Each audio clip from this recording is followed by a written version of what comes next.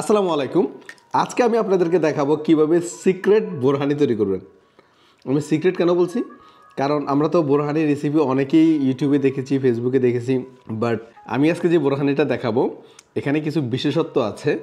এই বিশেষত্বগুলো যদি আপনি জানা থাকে তাহলে রেস্টুরেন্টে আপনারা যেভাবে বোরহানি খান, যে টেস্ট পান, মানে বোরহানি খাওয়ার পর একটু হালকা ঝাঁঝ লাগে, এই ঝাঁজটাও পাবেন। আবার বোরহানি খাওয়ার যে নাকের উপর যে একটা গ্রান লাগে, সেই গ্রানটাও পাবেন। তো দেরি না করে শুরু করছি আজকের ভিডিও। আর ভিডিওটা স্কিপ করবেন না, তাহলে অনেক কিছু মিস করবেন, কারণ আমি প্রত্যেকটা স্টেপে কোনো না কোনো টিপস অ্যান্ড ট্রিক্স আমি আপনাদের সাথে শেয়ার করব। অস্থির। তো শুরু করা যাক আজকের ভিডিও।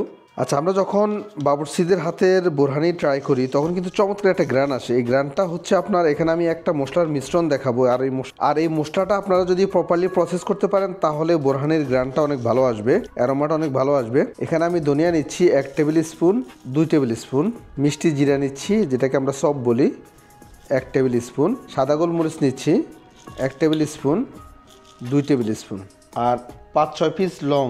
এখন এগুলো আমার ভালো করে টেলে নিতে হবে। এই মশলাগুলো প্রসেস করার জন্য আমি আপনাদের কিছু বলে নিই, এটা কিন্তু ভালোভাবে আপনার টেলে নিতে হবে, কোনোভাবেই কম টালা যাবে না। তবে এই সময়টা চুলার আঁচ একেবারে কম রাখবেন। অতিরিক্ত আঁচ যদি দেন তাহলে মশলার উপরের অংশ পুড়ে যাবে, ভিতরে কাঁচা থেকে যাবে, আর তখন কিন্তু আপনার কাঙ্ক্ষিত গ্রানটা পাবেন না। যখন দেখবেন মশলাগুলো একেবারে ফুটতেছে আর চমৎকার একটা অ্যারোমা বাইর হচ্ছে, গ্রান বাইর হচ্ছে, তখন চুলার আঁচ একেবারে অফ করে দিবেন। অফ করে দিয়ে আমি এখন এটা পাউডার করে নেব, ব্লেন্ডারে নিয়ে নিচ্ছি।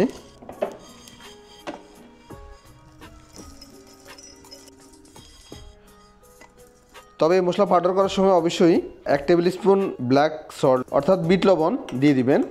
এতে করে মশলাটা যদি থেকেও যায় আপনার মশলা 6 মাসেও নষ্ট হবে না, সংরক্ষণ করতে পারবেন। এটা আলাদা একটা টিপস।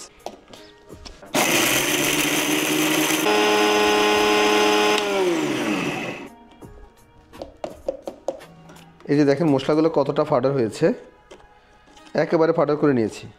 এখন আমি নেক্সট স্টেপটা দেখাচ্ছি। নেক্সট স্টেপে আমি ধনিয়া পাতা এবং পুদিনা পাতা কাঁচামরিচ পেস্ট করব। এখানে আমি 60 গ্রাম পুদিনা পাতা নিয়েছি, আর নিয়েছি 50 গ্রাম ধনিয়া পাতা,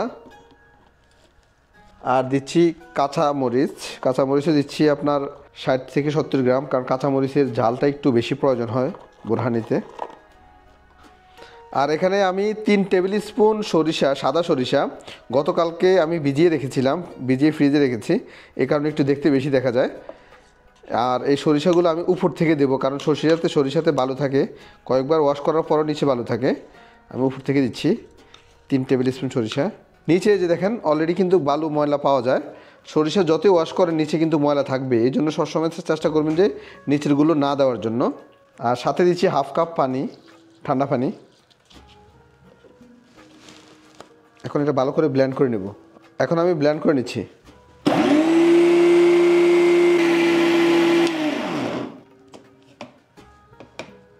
একদম স্মুথ পেস্ট করে নেবেন। এই যে দেখেন একদম স্মুথলি পেস্ট করে নিয়েছি। তারপরে এটা ছাকতে হবে, কারণ পুদিনা পাতা এবং ধনিয়ার যে ডাটার যে আঁশগুলো আছে সেই আঁশগুলো আলাদা করার জন্য। তারপর আমি একটা বলে 1 কাপ ব্রাউন সুগার নিয়ে নিচ্ছি। আপনারা চাইলে সাদা চিনিও দিতে পারেন, কোনো অসুবিধা নেই। আমি মূলত আসলে সুগারের ভিতরে ব্রাউন সুগারটাই বেশি খাই। তারপর আমি যে মশলাটা পাউডার করেছিলাম সেই মশলা থেকে আমি 1 table spoon, 2 table spoon, 3 table spoon, এখানে টোটাল 4 টেবিল স্পুন আছে, 4 টেবিল স্পুন মশলা নিয়েছি। আমি আসলে টেবিল স্পুনে মেপে দেওয়ার কারণটা হচ্ছে আপনারা যদি মশলা বেশিও তৈরি করেন তাও কোনো অসুবিধা নেই, কারণ আমি দইয়ের যে মেজারমেন্ট দেখাবো সেই মেজারমেন্ট অনুযায়ী আপনারা এই মশলাটা ইউজ করবেন। তারপর লবণ দিচ্ছি 1 টেবিল স্পুন, আর বিট লবণ দিচ্ছি 1/2 টেবিল স্পুন। যদি আপনাদের বাসায় চাট মশলা থাকে সেক্ষেত্রে chaat masala 1/2 table spoon use করতে পারেন।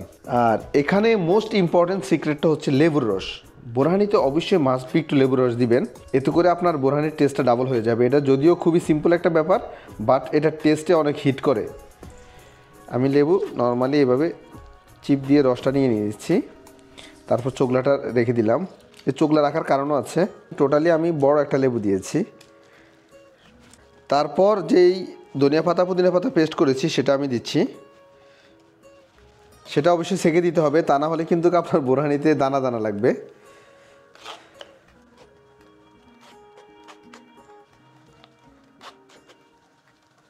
ব্যাস এইভাবে আপনার সবগুলো রস নিয়ে নেবেন, ভিতর থেকে আর যাতে পানি না থাকে, ভালো করে পানিগুলো বের করে নেবেন। এখন এটা ভালো করে আমি মিক্স করে নিচ্ছি। এই যে দেখেন, যখনই হচ্ছে আপনার এই লেবুর চোগলাগুলো আপনার এই বোরহানের ভিতরে থাকবে, এগুলো হুইস্ক করলে চমৎকার একটা অ্যারোমা বাইর হয়। এই অ্যারোমার কারণে বোরহানের ফ্লেভারটা এক্সেপশনাল হয়ে যায়। আচ্ছা, যখন দেখবেন একেবারে সুগারটা একেবারে গলে গেছে, আপনারা বুঝতে পারবেন, এভাবে হুইস্ক করলে বুঝতে পারবেন সুগার লাগবে না আর। সুগার যখন দেখবেন যে একেবারে গলে গেছে, তারপর দই অ্যাড করবেন। আমি এখানে দই দিয়েছি টোটাল 1 লিটার। আপনারা ওই মেজারমেন্ট অনুযায়ী প্রত্যেকটা মশলা এইভাবে দিবেন। আর দই কখনো ব্ল্যান্ড করবেন না, দই ব্ল্যান্ড করলে কিন্তু বোরহানের টেক্সচারটা ভালো আসবে না। তারপরে এটা ভালো করে হুইস্ক করে নিচ্ছি।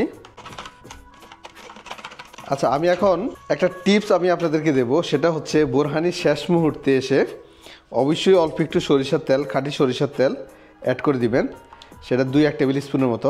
তখন বোরহানিতে সরিষার যে ঝাঁঝটা, সেই ঝাঁঝটা কিন্তু নাকে লাগবে।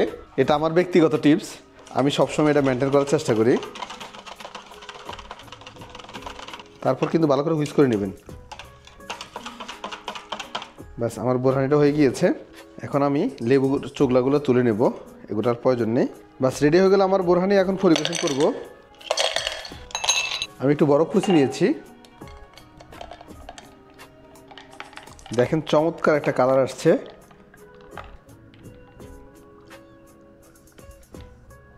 লুকসটা আসলেই জোস। এরকম খাবার সামনে পড়লে কার লোভ সামলায়। অনেকের রিকোয়েস্টে আজকে কিন্তু রেসিপিটা করেই ফেললাম, এত পরিমাণে মেসেজ আসছে। এটা তো সবাই জানেন এটার নাম কি। বিয়েবাড়িতে এটা না খেলে বিয়েবাড়ির খাবার হজম হয় না। বিসমিল্লাহ।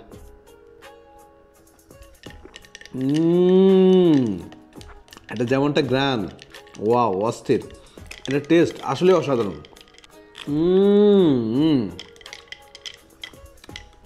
আসলে ব্যক্তিগতভাবে আমি বোরহানিতে সুগার একটু কম খাই। আর আজকে যে রেসিপিটা দিয়েছি এটা সুগার মানে সহনশীল, মানে একেবারে কমও না একেবারে বেশিও না। তো আপনারা যারা একটু বেশি সুগার পছন্দ করেন তারা আরও হাফ কাপ সুগার অ্যাড করে নেবেন। তো আজকের ভিডিও এই পর্যন্তই। আমার জন্য দোয়া করবেন, আরও ইন্টারেস্টিং ভিডিও যাতে আপনাদেরকে উপহার দিতে পারি। আল্লাহ হাফিজ।